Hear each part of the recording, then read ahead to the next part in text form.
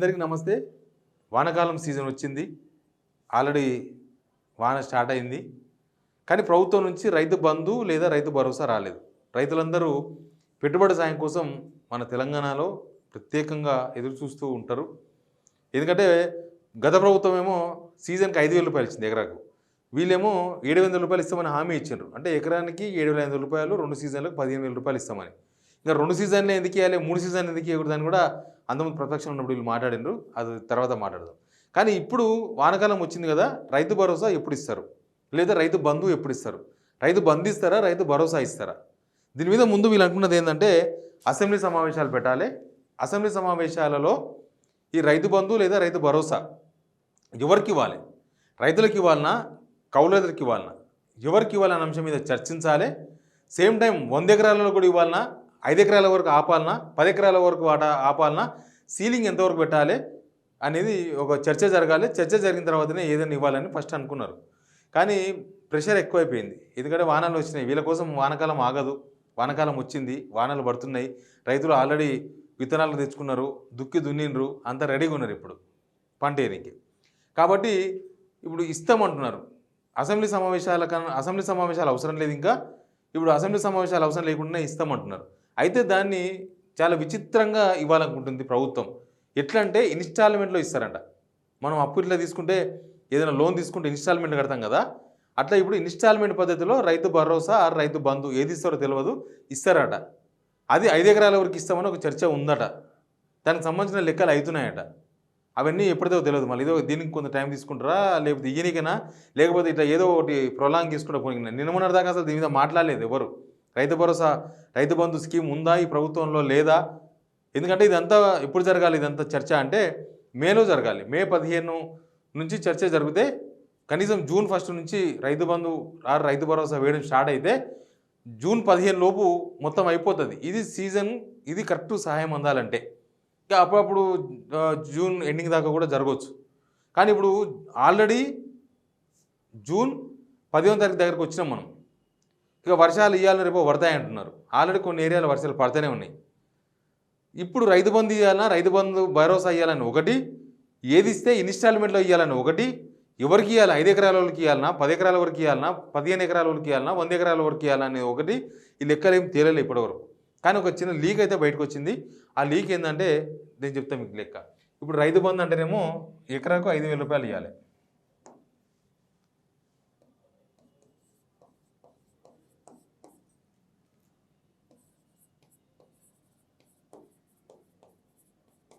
ఒకవేళ రైతు భరోసా అయితేనేమో 7,500 రూపాయలు ఇవ్వాలి.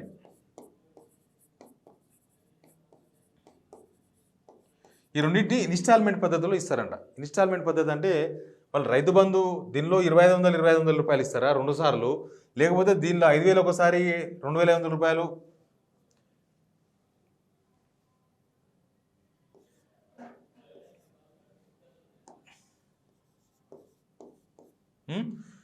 ఐదు వేల రూపాయలు ఒకసారి, 2,500 ఒకసారి ఇస్తారా? అవి ఎప్పుడు ఇస్తారు? ఇప్పటిదాకా అయితే స్టార్టే కాలేదు కదా. అసలు ఇప్పటిదాకా ఒకరికొకరు కూడా పర్లేదు, ఎవరు కూడా పర్లేదు.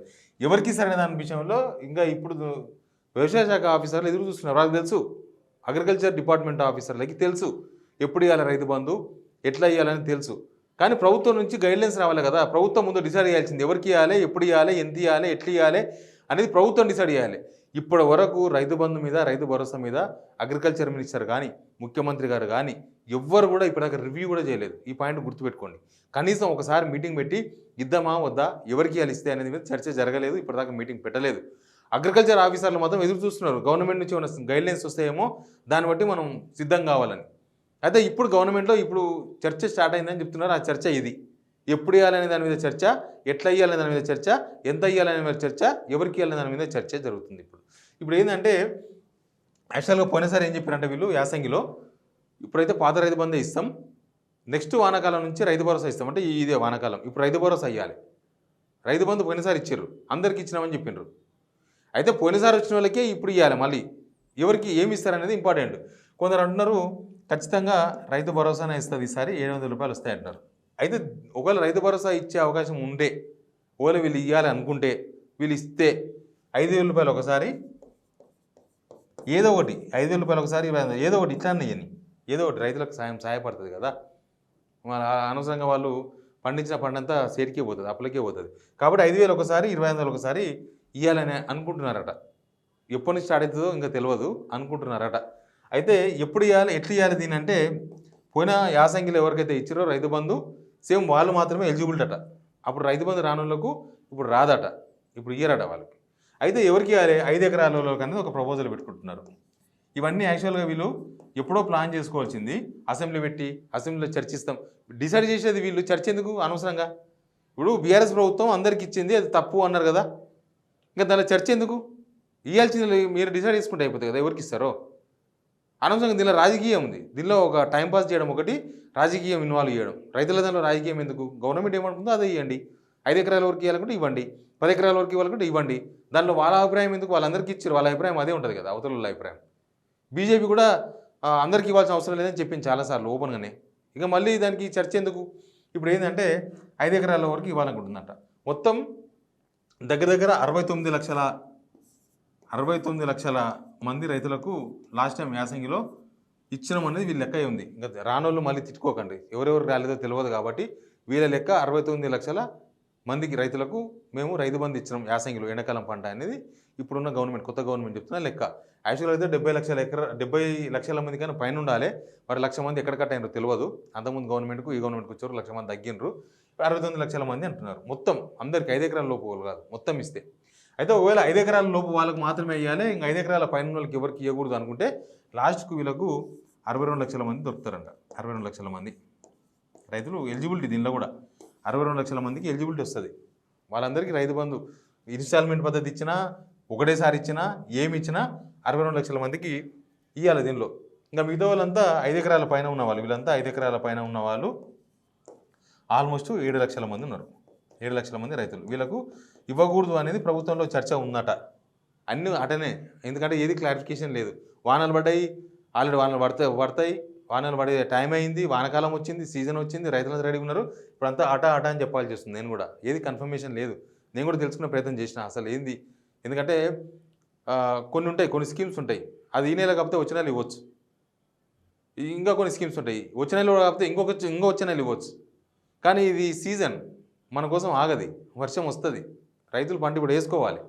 ఇది కాబట్టి గొంతు మీద కత్తిలాగా ఉంది కాబట్టి నేను కూడా తెలుసుకునే ప్రయత్నం చేసిన. గవర్నమెంట్ ఏం జరుగుతుంది, అగ్రికల్చర్ డిపార్ట్మెంట్లో ఏం జరుగుతుంది, అసలు ఏమనుకుంటున్నారు, ఇస్తారా ఇయ్యరా, ఈ స్కీమ్ ఉందా ఎత్తేసారని తెలుసుకునే ప్రయత్నం చేస్తే కొన్ని విషయాలు అయితే బయటకు వచ్చినాయి. మొత్తానికి ఏమి ఇస్తారో తెలియదు, కానీ ఏదో ఒకటి ఇస్తామని అంటున్నారు. ఎప్పుడు ఇస్తారో తెలియదు, ఎట్లా ఇవ్వాలనే దాని మీద ఇంకా నడుస్తుంది. ఇంకా అసెంబ్లీ సమావేశాలతో సంబంధం లేకుండా ఇచ్చే అవకాశం అయితే కనిపిస్తుంది, ఆ చర్చ అయితే నడుస్తుంది. కానీ మన డబ్బులు అడ్జస్ట్మెంట్స్ అవి తెలియదు, ఆ డబ్బులు అయితే లేవు, ఖజానా అయితే ఖాళీ అయిపోయింది. మొదలై ఇప్పుడు ఫస్ట్ వీక్ 10వ తారీఖు దాకా జీతాలు ఫస్ట్కి ఏం రాలేదు. నాకు తెలిసి చాలా డిపార్ట్మెంట్ వాళ్ళకి ఫస్ట్కు జీతాలు ఇస్తున్నామని, ఫస్ట్ ప్రభుత్వ ఉద్యోగులకు ఇచ్చినామని చెప్పి రైతులకు ఇవ్వలే లాస్ట్ టైం యాసంగిలా. ఇప్పుడు ప్రభుత్వ ఉద్యోగులకు కూడా 1వ తారీఖు ఏం ఇవ్వలేదు చాలామందికి. పోలీసు వాళ్ళకి మాత్రమే 1వ తారీఖు, 2వ తారీఖు, 3వ తారీఖు వచ్చినట్టున్నాయి. ఇంకా మిగతా డిపార్ట్మెంట్ వాళ్ళకు నిన్నమొన్న కూడా వచ్చినాయి. కాబట్టి డబ్బుల అడ్జస్ట్మెంటే చాలా టైట్గా ఉన్నట్టు చాలా ఈజీగా అర్థమవుతుంది మనకు చూస్తే.